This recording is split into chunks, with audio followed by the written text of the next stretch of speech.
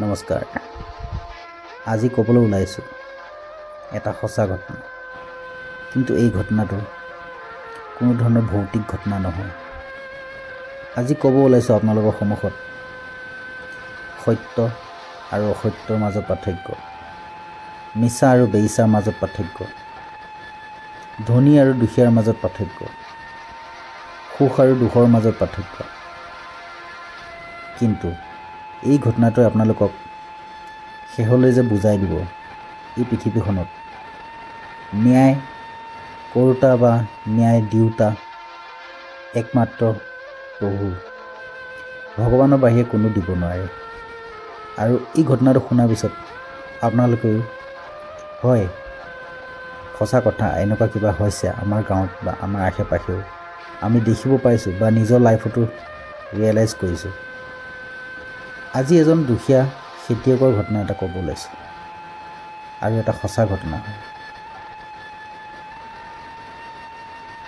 দিন আছিল ঠাণ্ডা দিন আৰু ধান কটাৰ সময়, পুহ আৰু মাঘ মাহৰ সময়। ধানবোৰ কাটি হৈছে, মানুহৰ ধানবিলাক কাটি ঠাণ্ডা দিনত ধানবোৰ চপাইছে, চবৰে চোতালে চোতালে ধান আছিল। ঠিক এনেকৈ ধানবোৰ কটাৰ পিছত গৰু দি মৰণা দি, আগৰ দিনৰ কথা যিহেতু গৰুৱে মৰণা মাৰিছিল, ধানবোৰ মৰণা মাৰি নিজৰ নিজৰ ধান নিজৰ নিজৰ ভঁৰালত সোমোৱালে। তাৰ মাজতে কিছুমান এনেকুৱা লোক আছিল যোনে মানে গৰু পুহি টান পায় বা তেওঁলোকৰ টকা পইচা আছিলে, তেওঁলোকে গৰু নোপোহে, বেলেগৰ গৰু আনি ধান মাৰে বা বেলেগে কোনোবাই মৰণা মাৰি থৈ যায়হি, তাৰ বিনিময়ত পইচা লয়। ঠিক যিখন গাঁৱৰ কথা ক'ব ওলাইছোঁ আপোনালোকৰ সন্মুখত, সেই গাঁওখনৰ বিষয়ে উল্লেখ নকৰোঁ, কাৰণ গাঁওখনৰ কথাটো উল্লেখ কৰাৰ লগে লগে এই সম্পূৰ্ণ ঘটনাটো, গাঁওখনৰ বহুত কিছুমান মানুহ এনেকুৱা মানুহ আছে যিবিলাক মানুহে এই গাঁওখনত হয়তো আছে বা থাকিছে। তো গাঁওখনৰ আচলতে মৰিগাঁও ডিষ্ট্ৰিক্টৰে হয়, কাৰণ আমি আপোনালোকৰ এটা হিণ্ট দিওঁ, মৰিগাঁও ডিষ্ট্ৰিক্টৰ এখন গাঁও হয়। আৰু এই ঘটনাটো মোক আমাৰ পেহাই কৈছিল। এতিয়া এই ঘটনাটো কেনে হৈছিল, এজন দুখীয়া লোক আছিল, তেখেতৰ এহালে গৰু, আৰু তেখেতৰ সম্পত্তি বুলি ক'বলৈ সেই গৰুহাল তেখেতৰ সম্পত্তি। তেখেতে কেতিয়াবা এখন হাল বেচি খাইছিল, কেতিয়াবা কাৰোবাৰ ঘৰৰ মৰণা মাৰি দিছিল, কেতিয়াবা গৰু গাড়ীখন লৈ পেলাই কাৰোবাৰ ধান কঢ়িয়াই দিছিল। সেনেকৈয়ে সেই গৰুহাল হৈছে তেওঁৰ জীৱিকা। তেওঁ এজন দুখীয়া মানুহ, তেওঁৰ দুটা ল'ৰা ছোৱালী, আৰু দুইটা ল'ৰা ছোৱালী চৰকাৰী হাইস্কুলত পঢ়ি আছিল। মানুহজনে নিজৰ কৰ্তব্য কৰি ভগৱানক সাক্ষী কৰি কামবোৰ কৰি গৈ আছিল। তেওঁলোকৰ গাঁৱৰে এজন ধনী মানুহ, তেওঁলোকৰ অজস্ৰ টকা পইচা সম্পত্তি আছে, কিন্তু তেখেতলোকৰ ঘৰত গৰু নাই। তেখেতে সেই মানুহজনক ক'লে, মোৰ ধানখিনি মাৰিব আছিলে, তই মাৰি দিব পাৰিবি জানো? সি ক'লে, মোৰ অলপমান কামৰ বিজি, মই কাম কিছুমানত লাগি আছোঁ, তো মই মাৰিব নোৱাৰিম। তো ঠিকে আছে, তই মাৰিব নোৱাৰ যদি এটা কাম কৰিবি, তই গৰুহাল দিবি, মই আমুকক লগাই পেলাই ধানখিনি মাৰিম, আৰু গৰুহাল তই পিছত লৈ যাবি, পিছদিনাখন লৈ যাবি। সি ক'লে ঠিক আছে হ'ব, গৰুহাল লৈ যাব। গৰুহাল সেই মানুহজনে, ধনী মানুহজনে সেই দুখীয়া মানুহজনৰ পৰা গৰুহাল লৈ আহিলে। গৰুহাল লৈ আহি ধানখিনি পেলালে, ধানখিনি পেলাই ধুনীয়াকৈ মৰণাটো মাৰিলে, মানুহ এজন লগালে, মানুহজনে ধুনীয়াকৈ মৰণাটো মাৰিলে। প্ৰায় 10-11টামান বাজিত মৰণাটো মাৰি শেষ হ'ল। মৰণাটো ডাঙৰ আছিল, মৰণাটো মাৰি শেষ হ'ল। মৰণাটো মৰাৰ পিছত গৰুহাল গোহালিত যাই বান্ধি থ'লে। তেওঁলোকৰ ঘৰতে গোহালি এটা আছিলে সৰু সুৰাকৈ, তাতে বান্ধি থ'লে, হ'ব কাইলৈ লৈ যাব বা কাইলৈ ৰাতিপুৱা আমি দি থৈ আহিম। ৰাতিপুৱা শুই উঠি দেখে যেন গৰুহালৰ দুইটা গৰু বান্ধা জেগাতে মৰি আছে। দুইটা গৰু বান্ধা জেগাতে যেতিয়া মৰি আছে, হাই হুলস্থুল হ'ল। মানুহজনে আহি দেখে যেন গৰুহালৰ মুখেদি ফেন টাইপ ওলাই আছে কিনাৰেদি, আৰু গৰুহাল তাতে বান্ধা জেগাতে মৰি আছে, নাকেদি ফেন ওলাই আছে। যোনটো মানুহে গৰু বান্ধিছিলে তাক মাতিলে, মাতাৰ পিছত ক'লে কি তই কি এইটো ডাঙৰ কাম কৰি দিলি, কিয় তই ৰাতি যে গৰুহাল বান্ধিছিলি, বান্ধোতে গৰুহালত যেন মুখখনত যেন ৰচাই বান্ধি দিছিলি ধান নাখাওক বুলি, আৰু তই ৰচাগিলটো খুলি থৈ নগ'লি। আচলতে হৈছিল কি, গৰুহালে ধান খাই আছিলে যেতিয়া ধান মৰণা মাৰোঁতে ধান খাব বুলি মানুহঘৰে গৰুকেইটাৰ মুখত এডাল এডাল ৰচা দি পেলাই পতাৰ ৰচা দি বান্ধি দিলে। আৰু পতাৰ ৰচা দি যেতিয়া বান্ধি দিলে, গৰুহালে ৰাতি দিনত যিখিনি ঘাঁহ খাইছিলে সেই ঘাঁহখিনি পাগুলিব যেতিয়া নোৱাৰিলে গৰুহালৰ পেটৰ ভিতৰত গেছ হয়, গৰুহাল পেটৰ বিষত মৰি গ'ল। কিন্তু যেতিয়া গৰুহাল সেনেকৈ মৰি গ'ল, মৰি যোৱাৰ পিছত মানুহটোৱে ক'লে কি মোৰ গৰুহালটো মৰিলেই, আপুনি মোক গৰুহাল কিনি দিব। তো যিহেতু মই ধান মাৰা নাই, যোনে ধান মাৰিছে সি কিবা মিছা কথা ক'ব নেকি? তো কোনে ধান মাৰিছিলে? আমুকে ধান মাৰিছিলে, মই তাক হাজিৰা হিচাপে লৈছিলোঁ, সি ধান মাৰি দিছে, তো তাক সোধ।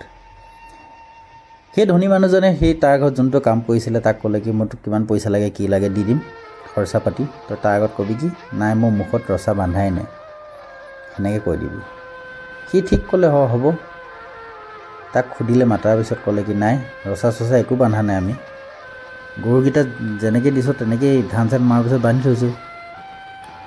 দুখীয়া মানুহটোৱে নামঘৰত এখন সমাজ থুপিয়ালে, মেল এখন দিলে, সমাজ থুপিয়াই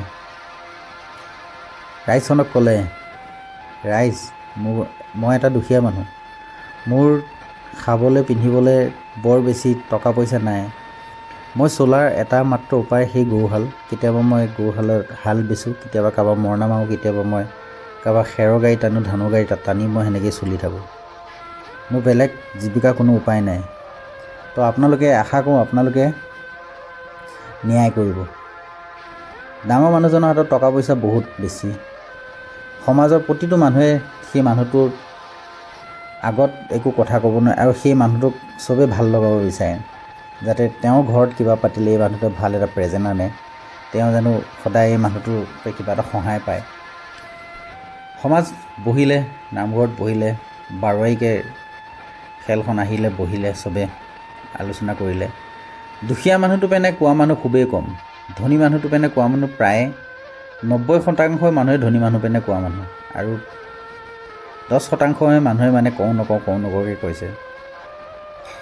ক'লে কি যোনটো মানুহে সেই গৰুহাল বান্ধিছিলে সেই মানুহটোৱে ক'লে, ৰাইজ মই প্ৰমাণ কৰি ক'ব পাৰিম, আৰু মই ভগৱানক সাক্ষী কৰি কৈছোঁ, মই যদি মিছাই কৈছোঁ এই নামঘৰতে মোৰ মৃত্যু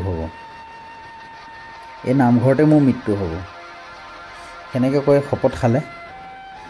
শপত খাই ক'লে মই গৰুহালৰ মুখত একো বান্ধা নাই, গৰুহালে দিনত কিবা খালে তাৰ ফলত মৰিলে। যিমানখিনি মানুহ এই দুখীয়া মানুহটো পেনে আছিলে সিহঁতে ক'লে প্ৰমাণ আছেনে আপোনাৰ কিবা? আপুনি যেন এনেকৈ কৈছে এই দুখীয়া মানুহটোক, আপুনি গৰুহাল যোগাৰ কৰি দিয়ক, তেখেতক গৰুহাল আপোনাৰ ঘৰত মৰিছে যিহেতু। যিখিনি ধনী মানুহটো ছাপৰ্টাৰ আছিলে সিহঁতে ক'লে কি ইয়াতেতো মৰিলে হয় গৰুটো, ইয়াতেতো গৰুহাল মৰিলে হয়, যদি তাৰ পথাৰত কিবা খাই আহিছে, এইটো অকস্মাত হ'বলৈ আছিলে। আৰু এই গৰুহাল যেতিয়া এওঁ গৰু হয়, তো এওঁ গৰু বধিয়াত পৰিলে তো এওঁক এখন ভোজ এখন পাতিব লাগিব, ভোজ এখন পাতি পেলাই এখন ভোজ পেলাব লাগিব, এখন ভোজ ৰাইজক খুৱাব লাগিব, তেতিয়াহে আমি তেখেতক উদ্ধাৰ হৈছে বুলি মানিম। আওপকীয়াকৈ আহি লাষ্টত সেই দুখীয়া মানুহজনৰ ওপৰত আহি কথাটো জাপি পৰিলে। সমাজখন উঠিলে, ঘূৰা-ঘূৰিকৈ গ'ল। ধনী মানুহটোৱে দুখীয়া মানুহটোক ক'লে, চা মইতো গৰুহালটো মাৰা নাই, এইটো কিসমতত যিটো হ'বলৈ আছিলে হ'ল, একো নাই, মই তোক ধান অলপমান দি দিম, তই চলিব কৰিব খাবলৈ, তোক ধান অলপমান দি দিম। দুখীয়া মানুহটোক গাত চোলা তোলা নাই, ধুতি এখন পিন্ধি ডিঙিত গামোচা এখন লৈ ভগৱানৰ ওচৰত দীঘলকৈ পৰি ক'লে, হে প্ৰভু, কি আপোনাৰ ন্যায় এয়াই নেকি? সঁচাই আপুনি নামঘৰৰ ভিতৰতে থাকেনে, কেতিয়াও বাহিৰত ওলাই নাহেনে? আপুনি যদি পৃথিৱীত আছে তেতিয়াহ'লে আপুনি এটা প্ৰমাণ কৰিব, যাতে সমাজে বা মানুহে যিহেতু মোক ন্যায় দিব নোৱাৰিলে, মই ভাবোঁ আপুনি কিন্তু মোক ন্যায় দিব। আপুনি কিন্তু মোক ন্যায় দিব। মই বেলেগক বিশ্বাস কৰোঁ নকৰোঁ একো কথা নাই। মই যদি দোষী তেতিয়াহ'লে মোক দোষ দিব, আৰু মই যদি দোষ নহয়, যোনে দোষ কৰিছে তাক আপুনি দোষ দিব লাগিব। দুখীয়া মানুহটোৱে সেনেকৈ ক'লে। শহুকুৱাই কান্দিলে। তেওঁৰ মানুহজনী আহিলে, ল'ৰা ছোৱালীকেইটা আহিলে, ক'লে দেউতা হ'ব, যি হ'বলৈ আছিল হ'ল, ব'ল আমাৰ নচিবত থাকিলে আমি আকৌ এহাল গৰু পাতিব পাৰিম। শহুকুকাই কান্দি মানুহটোৰ এটুপ এটুপ চকু পানী নামঘৰত পৰিছিল। শহুকুকাই যেতিয়া কান্দিলে, তেওঁ কান্দা দেখি কিজানি ভগৱানেও কান্দি দিলে। ভগৱানে কান্দি দিলে, আৰু সেইটোকে প্ৰমাণ কৰিবৰ কাৰণে ভগৱানে সেই মানুহজনক ক'লে, সপোনত ক'লে, মই তোৰ লগত আছোঁ, তই ন্যায় পাবিয়ে পাবি, তই ন্যায় নোপোৱা কোনো কথা নাই। প্ৰায় সেনেকৈয়ে অলপমান দিন গ'ল। অলপমান দিন যোৱাৰ পিছত গাঁৱত কিবা এখন পাতিবৰ কাৰণে নামঘৰত মানুহ চাপিলে। নামঘৰত মানুহ চাপিলে। সেই মানুহটো, যিটো মানুহে মানে গৰুটো বান্ধিছিলে আৰু শপত খাইছিলে, যদি মই মিছাই কৈছোঁ এই নামঘৰৰ ভিতৰতে মোৰ মৃত্যু হ'ব। নামঘৰত বহি আছে ৰাইজ, সমজুৱাকৈ ৰাইজখন বহি আছে। বহি থাকোঁতে সিও মানে বহি আছে সূতা এটাতে আউজি পেলাই। ওপৰত বাটাম কিছুমান, যিবিলাক আপোনাৰ ঘৰ বনাবৰ কাৰণে বাটাম থাকে। নামঘৰটো বনোৱাৰ পিছত সেইখন গাঁওখন উন্নত গাঁও এখন, মৰিগাঁও ডিষ্ট্ৰিক্টৰ ডাঙৰ গাঁও। তো গাঁওখনৰ যিহেতু উন্নত গাঁও, তাত মানে যিবিলাক বাটাম চাটাম লাগিলে নামঘৰটোত নালাগাখিনি তাতে ওপৰতে থৈ দিছে। হঠাতে একো কথা পতা নাই, এটা বাটাম আহি খহি পৰিলে। বাটাম আহিলে, চিধা আহি খহি পৰিলে। খহি পৰি যোনটো মানুহে শপত খাইছিলে সেই মানুহটোৰ চিধা মাথাত পৰিলে। মাথাত পৰি সেই মানুহটোৰ না মাথাপে তেজ ওলাল নে কিবা ওলাল। 10-15 মিনিটৰ ভিতৰত পানী চানী খুৱাই দিয়ালৈকে সেই মানুহটো সেই নামঘৰৰ ভিতৰতে সেইখিনি জেগাতে মৃত্যু পালে। মৃত্যু হোৱাৰ পিছত চবে ক'লে কি, ইপিনে সিপিনে কথা হৈছিল। হ'ল আজি 6 মাহৰ আগত যিখন মেল হৈছিলে নামঘৰত বাৰোবাৰীকে, আৰু এই মেলত যেতিয়া এই মানুহজনে কৈছিলে যে ভগৱান, মই সঁচা শপত খাইছোঁ, যদি মই মিছাই কৈছোঁ এই নামঘৰৰ ভিতৰতে মোৰ মৃত্যু হ'ব, আৰু সি 100% মিছা শপত খাইছিলে, আৰু সেইকাৰণে ভগৱানে তাক 100% এই নামঘৰৰ ভিতৰতে মৃত্যুটো দিলে। প্ৰমাণ হৈ গ'ল সেই মানুহটোৱে যে মিছা কথা কৈছিল। যোনটো মানুহৰ ঘৰত গৰু মৰিছিলে সি ভয় খালে। সি ভয় খোৱাৰ পিছত যেতিয়া শপতটো সেনেকৈ লাগি গ'ল, সি ভয় খালে। ভয় খোৱাৰ পিছত সি লগালগ কি কৰিলে, ভয়তে এহাল গৰু তাক পাতি দিবলৈ কাৰণে তাক মাতিলে। গৰুহাল পাতি দিম, তই গৰুহাল লৈ ল'বি। সি মিছাই কৈছিলে চাগে। তেতিয়া ক'লে কি, সি মিছাই কৈছিল নে আপুনি মিছাই কৈছিল, কথাটো কওক। তেতিয়া সেই ধনী মানুহটোৱে ক'লে, আচলতে মই মিছাই কৈছিলোঁ, তাক ক'ব দিছিলোঁ। তাৰ ফলত আজি মোৰ নানা ৰোগ, নানা বেমাৰ, মই বিচনা এৰিব নোৱাৰা হৈছোঁ তাৰ ফলত। মোক ক্ষমা কৰি দিবি, তোৰ একো নাই, মই তোৰ গৰুহাল পাতি দিম। সেনেকৈ কৈ সেই মানুহটোৱে, ধনী মানুহটোৱে সেই দুখীয়া মানুহটোক এহাল গৰু পাতি দিলে। আচলতে ক'বলৈ মই এইটোৱে বিচাৰিছোঁ এই সাধুটোৰ মাধ্যমত, এইটো কোনো সাধু নহয়, আচলতে এইটো সঁচা ঘটনা হয়। মানুহে যিমানে নিজকে ডাঙৰ বুলি নাভাবক, যিমানে ধন টকা পইচা যিমানে যি নহওক, কিন্তু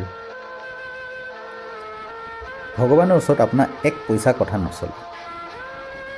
আপুনি যদি ভুল কৰিছে, আপুনি এই পৃথিৱীতে সেই ভুলৰ শুধৰণি কৰি আৰু সেই ভুলৰ সম্পূৰ্ণ পৰাচিত কৰি ইয়াতে এই পৃথিৱীখনলৈ যাব লাগিব।